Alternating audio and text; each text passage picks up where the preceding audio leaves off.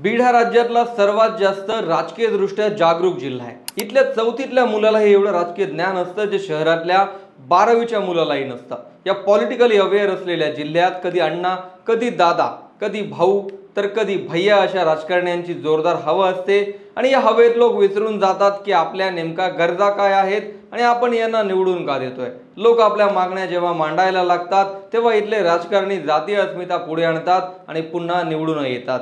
पण पुन्हा तेच लोकप्रतिनिधी निवडून आल्यामुळे लोकांच्या ज्या गरजा आहेत त्या कधीच पूर्ण होत नाहीत।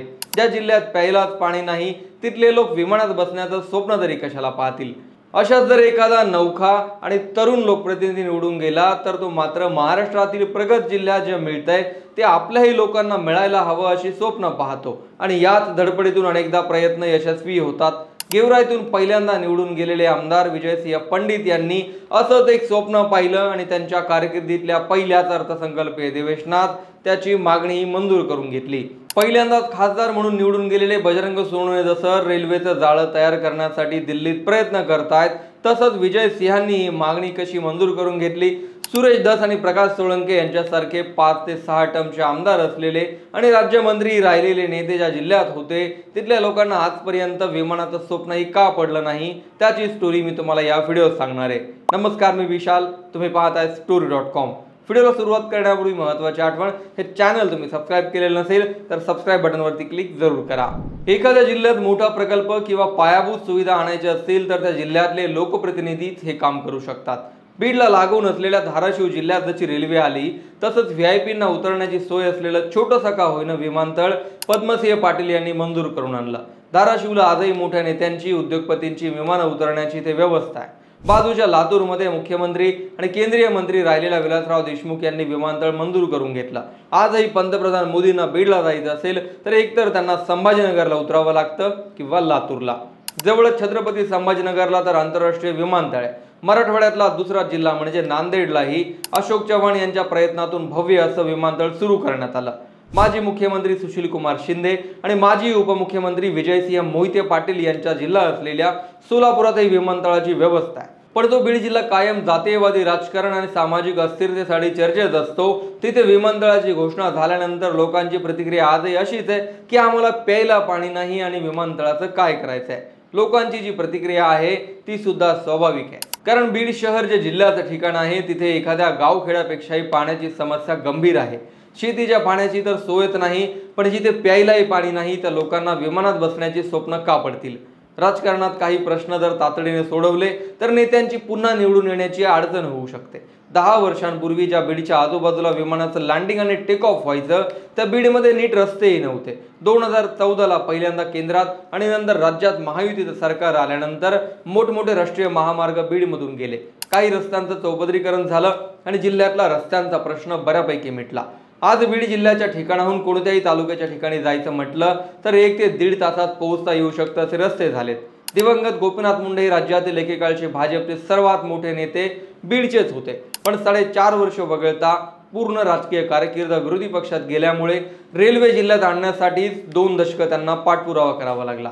अखेर नगर, बीड, परळी ही रेल्वे आता प्रत्यक्षात उतरली आहे। गोपीनाथ मुंडेंच्या तालमीत तयार झालेले प्रकाश सोळंके आणि सुरेश धस हे पहिल्यांदा भाजपच्या तिकिटावर निवडून आले, मात्र पुढे राष्ट्रवादीत गेले आणि कायम सत्तेत राहिले। माजलगावमधून निवडून येणारे प्रकाश सोळंके हे 2014चा अपवाद वगळता 1999 पासून सातत्याने विधानसभेवर जात आहेत आणि ते 5 टर्मचे आमदार आहेत। प्रकाश सोळंके यांचे वडील काँग्रेसचे दिग्गज नेते आणि राज्याचे उपमुख्यमंत्री होते। नंतरच्या काळात प्रकाश सोळंके भाजपात आले आणि 1999ला पहिल्यांदा आमदार झाले, पण 2004च्या निवडणुकीत त्यांनी राष्ट्रवादीला साथ दिली। प्रकाश सोळंके 2009 ते 13 या काळात 6 खात्याचे राज्यमंत्री होते, ज्यात महसूलचाही समावेश होता। पण सोळंकेंनी जिल्ह्यासाठी घेतलेला एकही मोठा निर्णय आजही ठळकपणे सांगता येत नाही। 2013ला मंत्रिपद गेलं आणि त्यानंतर 2014च्याच विधानसभा निवडणुकीत भाजपच्या आर टी देशमुख यांनी सोळंकेंचा पराभव केला। तिकडे आशिष सुरेश धस पहिल्यांदा 1999ला भाजपच्या तिकिटावर आमदार झाले होते आणि नंतर 2 वेळा ते राष्ट्रवादीतून आमदार झाले। 2014चा अपवाद वगळता ते सुद्धा 1999 पासून निवडून येत आहेत। एकदा ते विधान परिषदेवरही आमदार होते। या काळात ते वर्षभरासाठी का होईना राज्यमंत्री राहिले। जयदत्त क्षीरसागर जेव्हा बीडचे पालकमंत्री होते त्या काळात खरं तर बीड जिल्ह्याला विमानतळ असावं अशी मागणी पहिल्यांदाच लोकांमधून करण्यात आली। बीड जिल्ह्यातील राजकारण्यांची साधारण मानसिकता अशी असते की लोकांमधून मागणी येत नाही तोपर्यंत काहीही करायचं नाही, मग ती रेल्वे असो किंवा रस्ते। बीडची रेल्वे ही गेल्या 40 वर्षांपासून फक्त निवडणुकीचा विषय बनली होती। जयदत्त क्षीरसागर यांच्या काळात पहिल्यांदा विमानतळाची पाहणी झाली, अहवालही गेला, पण त्यावर पुढे काहीही झालं नाही। साधारण 2012 सालची ही गोष्ट, जेव्हा बीड पासून जवळच असलेल्या आणि जयदत्त क्षीरसागरांच्या राजुरी गावाजवळच्या पिंपळगावांजवळ विमानतळासाठी जागा निश्चित करण्यात आली, पण हा अहवाल मागे पडला तो कायमचाच। बीडमध्ये 2012ला भूसंपादनासाठी फक्त 50 लाख रुपये लागणार होते, ते आता 50 कोटींवर पोहोचलेत। बीडच्या नवीन विमानतळासाठी एकूण 135 हेक्टर जमिनीची आवश्यकता आहे। बीड तालुक्यातील शहाजहानपूर लिंबा येथे एकूण 153 हेक्टर जमीन उपलब्ध असल्याचा जिल्हा प्रशासनाचा अहवाल आहे। एकरी 6 लाख याप्रमाणे गायरान जमिनीची किंमत वगळता एकूण 45 कोटी रुपये भूसंपादनासाठी लागणार आहेत।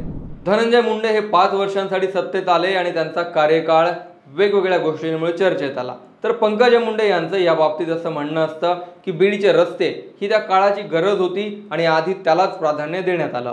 पंकजा मुंडे पहिल्यांदा मंत्री झाल्यानंतर story.com ने जेव्हा त्यांची मुलाखत घेतली तेव्हा सुद्धा त्यांना प्रश्न विचारण्यात आला होता की तुमची पुढची प्रायोरिटी काय असेल।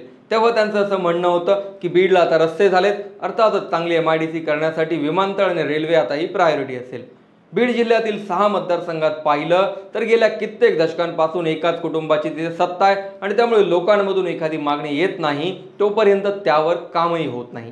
बीडमध्ये क्षीरसागर, केजमध्ये मुंदडा, परळीत मुंडे, आष्टीत धस, गेवराईत पंडित आणि माजलगावात सोळंके याच कुटुंबाकडे बीडची सत्ता कायम फिरत असते आणि क्वचितच एखाद्या नवख्या नेत्याला संधी मिळते।